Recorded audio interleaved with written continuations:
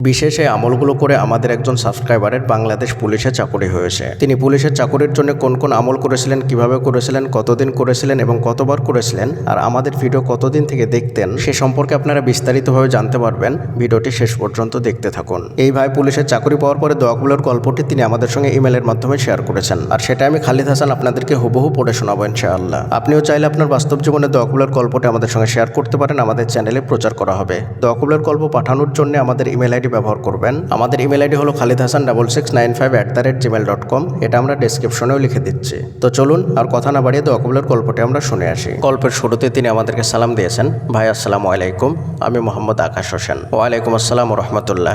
এরপর তিনি লিখছেন, ঠিকানা বললাম না ভাই, দুঃখিত। আজ আমি বলবো আমার বাস্তব অভিজ্ঞতা। ভাই আমার ছোটবেলার ইচ্ছে আমি ডিফেন্সে চাকরি করব। যাই হোক, আমি যখন ক্লাস 7-এ পড়ি হঠাৎ করে আমার বাবার অসুখ ধরা পড়ে। ওনার প্রথমে গলায় টিউমার ধরা পড়ে, পরে অপারেশন করা হলে ওইখান হতে ক্যান্সার ধরা পড়ে। এই অবস্থায় অনেক টাকা খরচ হয়ে যায়, যার ফলে আমরা আর্থিকভাবে দুর্বল হয়ে পড়ি এবং আমি কাজের জন্য ঢাকায় চলে আসি ক্লাস 7-এ থাকতেই। যাই হোক, আমি রাস্তায় যখন কোনো বাহিনী দেখতাম নীরবে কান্না করতাম আর আল্লাহকে ডাকতাম। একদিন বাসা থেকে আমার বড় বোন ফোন দিয়ে কান্না করে বাড়ি আসতে বলে এবং বলে আবারও পড়ালেখা শুরু করতে। আমি তারপরই বাসায় চলে আসি এবং পড়ালেখা শুরু করি। এর মাঝে মাঝে কাজ করি নিজের খরচ ওঠানোর জন্যে। তো আমার এসএসসি পরীক্ষার 2 মাস আগে আমার বাবা মারা যান। ইন্না লিল্লাহি ওয়া ইন্না ইলাইহি রাজিউন।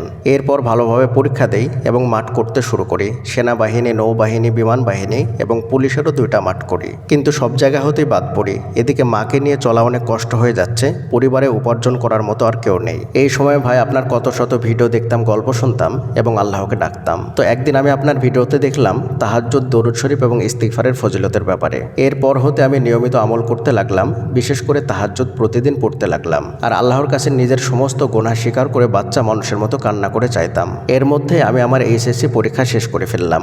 পরীক্ষা শেষ হতে না হতেই পুলিশের চাকরির সার্কুলার দেই। আমি আবেদন করি। এই নিয়ে আমি শুধু পুলিশেই 3বার মাঠ করি। এইবার মাঠে যাওয়ার আগে আমি আরও আমল বাড়িয়ে দেই এবং তাহাজ্জুদ নামাজের সিজদায় এবং নামাজের শেষে 2 হাত তুলে মাথা নিচু করে আল্লাহর কাছে অঝরে কান্না করতে থাকি এবং বলি, আপনি দিলে কেউ আটকাতে পারবে না আর না দিলে কেউ দিতে পারবে না। আল্লাহ, ও আল্লাহ, তুমি আমাকে দিবে না, এই বলে অঝরে কান্না করতে থাকি এবং আল্লাহকে আরও বলি, এটাই আমার শেষ মাঠ, আমার বয়স শেষ হয়ে গেলে আমি আর আবেদন করতে পারবো না। এবারই তুমি আমার চাকরিটা এমনভাবে সহজ করে দাও যা আমি কল্পনাও করতে পারবো না। এরপর মাঠ করলাম, শারীরিকভাবে ফিট হলাম, তারপরে লিখিত দিলাম। আলহামদুলিল্লাহ, লিখিতও ভালো হলো এবং ভাইভাতে ডাক পেলাম।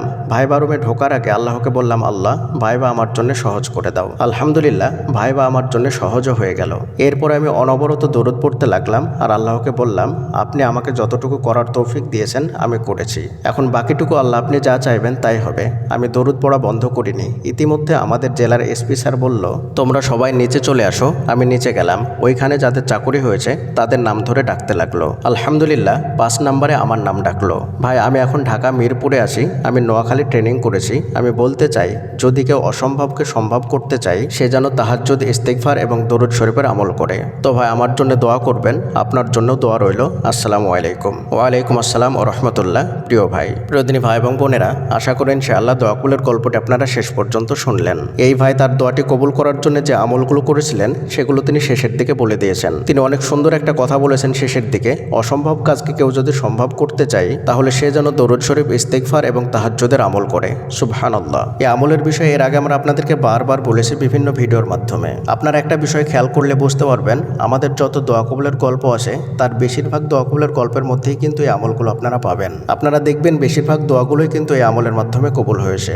হয়তো তিনি দরুদ শরীফের আমল করেছিলেন, অথবা ইস্তিগফারের আমল করেছিলেন, অথবা তাহাজ্জুদের আমল করেছিলেন। এই 3টে আমলের কোনো একটা আমল অবশ্যই করেছিলেন, অথবা 3টে আমলই একসঙ্গে করেছিলেন। প্রিয়দিনী ভাই এবং বোনেরা, দোয়া কবুলের জন্য এই 3টে আমলে অনেক পাওয়ারফুল আমল। আপনি যদি সত্যি আপনার দোয়াটি কবুল করাতে চান, আপনার দোয়ার ব্যাপারে যদি আপনি সিরিয়াস থাকেন, তাহলে অবশ্যই এই 3টে আমলই করবেন, অথবা 3টের কোনো একটা আমল অবশ্যই করুন। আপনার দোয়াটি যতই অসম্ভব হোক, যতই কঠিন হোক, ইনশাআল্লাহ আল্লাহ তাআলা আপনার দোয়াটি কবুল করে নেবেন। আরও একটা বড় শিক্ষা আমরা এই দোয়া কবুলের গল্পের মধ্যে থেকে পাই, আর সেটি হলো এই ভাইয়ের পরিবেশ এবং পরিস্থিতি ছোটবেলা থেকে কিন্তু খারাপ ছিল। তার পরিবেশ পরিস্থিতি কোনোটাই কিন্তু তার অনুকূলে ছিল না, প্রতিটাই কিন্তু তার প্রতিকূলে ছিল। আর্থিক অবস্থা এতটাই খারাপ ছিল যে ক্লাস 7-এ থাকতেই তাকে কিন্তু পড়াশোনা ছেড়ে দিয়ে কাজে লাগতে হয়েছিল।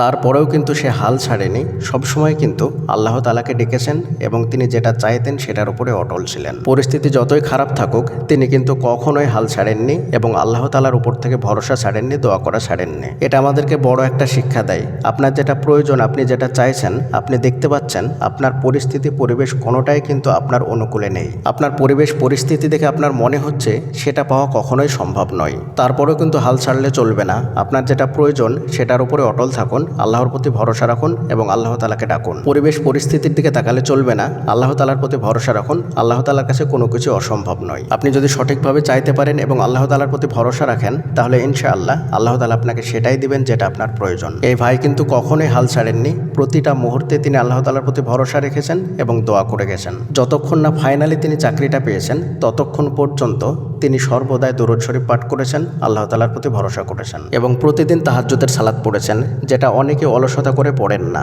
আবার দোয়াও কবুল করাতে চান কিন্তু তাহাজ্জুদের সালাত পড়তে চান না। তিনি কঠোর পরিশ্রম করে গেছেন, তারপরেও কিন্তু তিনি হাল ছাড়েননি। একবার নয়, দুইবার নয়, বেশ কয়েকবার ফেল করার পরেও তিনি হাল ছাড়েননি। তিনি আল্লাহ তাআলার উপরে অটল ভরসা রেখেছেন, দোয়া করে গেছেন এবং আমলগুলো সঠিকভাবে করেছেন। পাপ ছেড়ে দিয়েছেন এবং নিজের পাপের জন্যে আল্লাহ তাআলার কাছে তাহাজ্জুদের সালাতে কান্নাকাটি করে দোয়া করেছেন। সুবহানাল্লাহ। এইভাবে যদি কোনো ব্যক্তি দোয়া করেন, আমল করেন, তাহলে অবশ্যই আল্লাহ তাআলা তার সেই দোয়াকে কবুল করে নেবেন। এই দোয়া কবুলের গল্পের মধ্যে থেকে আমরা যে শিক্ষাগুলো পেলাম, সেগুলো যদি আমরা আমাদের বাস্তব জীবনে কাজে লাগাই, তাহলে ইনশাআল্লাহ আমাদের দোয়াটিও এই ভাইয়ের মতো করে কবুল করে নেবেন আল্লাহ তাআলা। পরিশেষে আল্লাহ তাআলার নিকটে দোয়া করি, আল্লাহ তাআলা যেন আমাদের সকলের দোয়াগুলোকে কবুল করে নেন এবং মনের ইচ্ছাগুলোকে পূরণ করে দেন। আমিন। আসসালামু আলাইকুম ওয়া রাহমাতুল্লাহি ওয়া বারাকাতুহু।